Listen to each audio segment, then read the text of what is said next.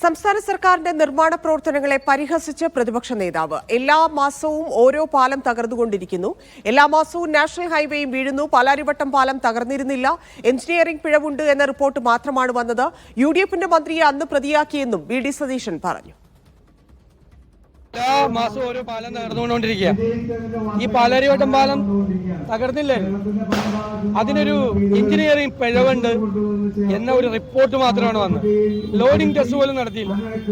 അന്നത്തെ പൊതുമരാമത്ത് മന്ത്രിയെ ജയിലിലടയ്ക്കാൻ കേസിൽ പ്രതിയാക്കി.